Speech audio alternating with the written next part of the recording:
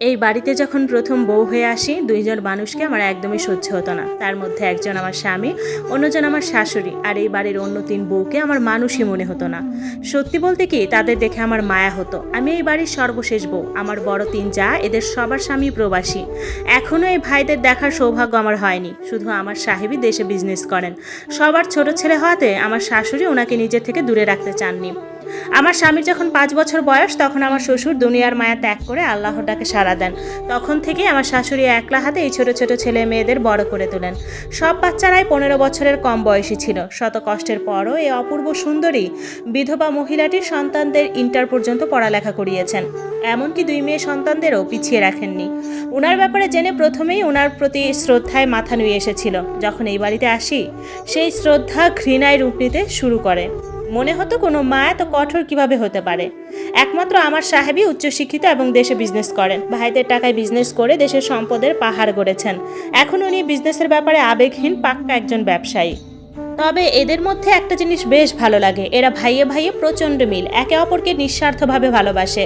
একে অপরের মতামতকে খুবই মূল্যায়ন করে। সবচেয়ে বেশি মূল্যায়ন করে আমার শাশুড়ির মতামতকে। বলা যায় ওনার কথার উপর এক চুল পরিমাণও নিজের মত প্রকাশ করেন না। উনি সাপকে ব্যাঙ বললে ওরাও বিনা বাক্যে সাপকে ব্যাঙ মেনে নিবে। আর এই জিনিসটাই আমার একদমই অসহ্যের। ওনাদের বাড়িটা উপজেলা ভিত্তিক যে শহরগুলো হয় না, প্রায়ই শহরের ছোঁয়া লেগেছে, কিন্তু আশেপাশের গ্রামীণ পরিবেশ শহরটাকে অনেক বেশি সুন্দর করে তুলেছে। এই বাড়িটা আমার কাছে আরেক অদ্ভুত মনে হয়। বিশাল বড় বাউন্ডারি, কি নেই এতে? মাঝারি সাইজের পুকুর, পুকুরের চারপাশে বেশ উঁচু বাউন্ডারি ওয়াল, পুকুরের পাড়ে নানা রকমের ফলের গাছ, দেশি বিদেশি ফলে সবসময় পূর্ণ। আর এই পুকুরের বাউন্ডারিতে শুধুমাত্র বাগান পরিচর্যাকারী ছাড়া বাইরের সব পুরুষ সদস্যের প্রবেশ নিষিদ্ধ। এই এক আজব বিষয়। তবে সব বউরা যখন খুশি পুকুরে যেতে পারবে। উঠানের এক কোনায় লোহার বড় এক দোলনা, যেখানে অনায়াসে 2 জন মানুষ আরাম করে শুতে পারবে। কয়েকটা সাইকেল। প্রথম দেখে মনে হয়েছিল এখানে বড় সাইকেল চালানোর মতো কেউ নেই। তবে এত সাইকেল কেন? আমার খুব বিরক্ত লাগে। শহরে নিজেদের বিশাল বড় বাড়ি থাকার পরও এরা কেন গ্রামে পড়ে থাকে? তবে শহরের সব সুযোগ সুবিধাও ভোগ করে। নিজেদের গাড়ি ছাড়া কোথাও যায় না। 2 বাড়ি খুব আধুনিকভাবেই তৈরি করেছেন। শুনেছি বড় ভাইরা বিদেশি সিস্টেমেই সবকিছু করেছেন। আর আমি অনার্স 3rd ইয়ারে পড়া অবস্থায় বাবা আমার পড়ালেখা আর আমার মতামতের কোনো তোয়াক্কা না করে এই বাড়িতে আমার বিয়ে ঠিক করেন। আমার সাহেবের সাথে বাবার অনেক আগে থেকেই ভালো সম্পর্ক। ব্যবসার দিক দিয়ে এদের পরিচয়। এই বাড়িতে আসার পর থেকেই শুধু বাবার উপর প্রচণ্ড রাগ হতো। কেন বাবা এমন করলেন? এমনিতেই বাবা খুব শান্ত মানুষ, মায়ের কথার বাইরে কথা বলেন না। কিন্তু আমার বিয়ের ব্যাপারে বাবা এত ধীর কিভাবে হলেন বুঝে আসে না। মায়ের কোনো কথাই শুনেননি। এই বাড়িতে 3 বউয়ের 5টা সন্তান। 2 বছরের ছোট বাচ্চাটি সহ বাড়ির সবাই ফজরের আজানের সাথে সাথেই ঘুম থেকে জেগে যায়। 5 বছরের ছোট বাচ্চাটিরও নামাজ পড়তেই হবে। কোরআন শেখা শুরু করেনি, কিন্তু মায়ের সাথে মুখে মুখে দোয়া পড়তেই হবে। এশার নামাজ পড়ে রাতের খাবারের পরপরই সবার কেমনে ঘুম আসে আমি বুঝতে পারি না। আমার খুব রাগ হয়। আমার সারা রাত ঘুম আসে না। আমার ঘুম আসার টাইমেই এরা জেগে যায়। আমার সারাদিন খুবই বিরক্তিতে কাটে। দুপুরে একটু ঘুমোতে পারতাম, তাও 1.5-2 ঘন্টা। আসরের আজানের সাথে সাথেই সবাই উঠে যাবে। উফ, এত কষ্ট অসহ্য লাগে। আমার যাদের দেখলে মনে হয় এরা আমার শাশুড়ির ভয় এমন, নাকি এরা স্বভাবগতভাবে এমন।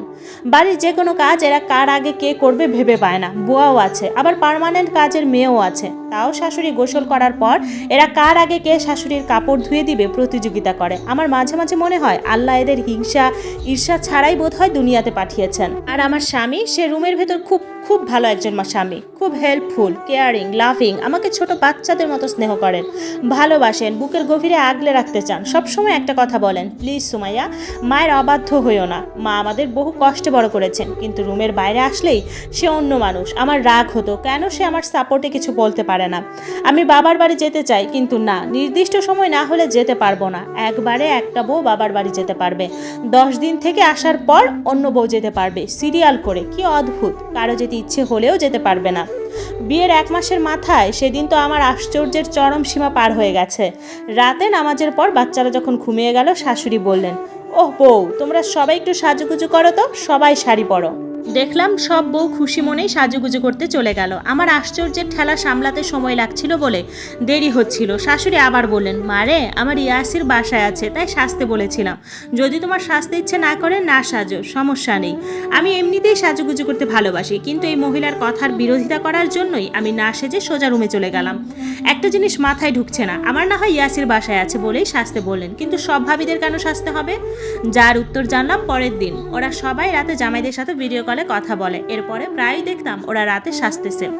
সেদিন আমার বড় জায়ের ছেলেটা প্রিপজিশনের ব্যবহারে কিছু ভুল এক্সাম্পল পড়ছিল। আমি পাশেই ছিলাম, আমি তার ভুলটা ধরিয়ে দিয়ে কি এক মহাবিপদ ডেকে এনেছি। শাশুড়ি বললেন, সুমাইয়া, আজ থেকে তুমিই টাইম করে এদের তিনজনকে পড়াবে। উফ, কি যে অসহ্য লাগছিল কথাগুলো। ওনার সামনে তো কিছুই বলতে পারিনি, কিন্তু রুমে গিয়ে ইয়াসিরের সাথে অনেক ঝগড়া করি। ওকে এত এত কথা শুনিয়েছি, সে পাল্টা একটা কথাও বলেনি। আমার এত এত তির্যক কথার বিনিময়ে আমার আরও ভালোবাসায় ভরিয়ে দিয়ে একটা কথাই বলেছিল, সুমাইয়া, মায়ের কথা শুনে দেখো না, হয়তো তোমার ভালোই লাগবে। আমার ভালো লাগবে না। তোমার সব ভাবিদের উপর যেমন চাপিয়ে দিয়েছে সব কিছু, তেমনি আমাকেও তাই করতে বলছে। তুমি ভুল বুঝছো। মায়ের দেওয়া দায়িত্ব পালনে ভাবিদের কখনো বিরক্ত হতে দেখেছো? তারা বরং খুব হাসি মুখেই সব দায়িত্ব পালন করে। তা ঠিক, তারা কখনো বিরক্ত হন না, এমন নয় যে খুশি হওয়ার ভান ধরে। সত্যিকারভাবে খুশি হয়ে ওরা শাশুড়ির প্রতি দায়িত্ব পালন করে। কিন্তু ইয়াসির কিভাবে জানলো? সে তো কখনো ভাবিদের চেহারাও দেখেনি। এই বাড়ির আরেকটা খুবই আজব নিয়ম, একটা মাত্র পুরুষ মানুষ, কিন্তু তার সামনে কেউ যায় না, শুধু শাশুড়ি ছাড়া। টেবিলে খাবার দিয়ে সবাই আড়ালে চলে যায়। অবশ্যই এই নিয়মটা আমার ভালোই লাগে। যদি ইয়াসির ওর সুন্দরী ভাবিদের সাথে হাসি ঠাট্টা করতো, আমার ভালো লাগতো না। যাক, শুধুমাত্র ইয়াসিরের কথা রাখার জন্য বাচ্চাদের পড়ানো শুরু করলাম। তিনজনকে 3 টাইমে পড়াই। আগের টিচারকে বিদায় করা হয়েছে। প্রথম দিকে ওদের পড়াতে ভালো না লাগলেও আস্তে আস্তে বেশ ভালো লাগতো। বাচ্চা 3টাই অতি ব্রিলিয়ান্ট। বাচ্চাদের 3 টাইম পড়ায় আমি খুব ক্লান্ত হয়ে যেতাম। ঘরের কাজ করতে কিছুতেই মন চাইতো না, তাও শাশুড়ির ভয়ে কাজ করতে গেলাম। এমনিতেই বড় যে আমার কাছ থেকে ঝাড়ু কেড়ে নিয়ে বলল, তোমার কোনো কাজ করতে হবে না, এটা মায়ের আদেশ। সাথে সাথে মায়ের রুম থেকে বলে উঠলো, হ্যাঁ রে বউ, তোমার কাজে চিন্তা করতে হবে না, তুমি মানুষ নাকি? কত কষ্ট করো আমার নাতিদের জন্য, আবার কাজেও না। মা, আমি অতটাও খারাপ না। মনে হলো প্রথমবারই এই মহিলাকে একটু ভালো মনে হলো। যাক, কাজ থেকে তো মুক্তি পেলাম, তার উপর এমন ট্রিট পেতাম নিজেকে রাজকুমারী মনে হতো। যেহেতু কাজ করতে হয় না, নিজের পড়ালেখার পাশাপাশি এদের পড়াতেও আরও একটু মনোযোগী হলাম।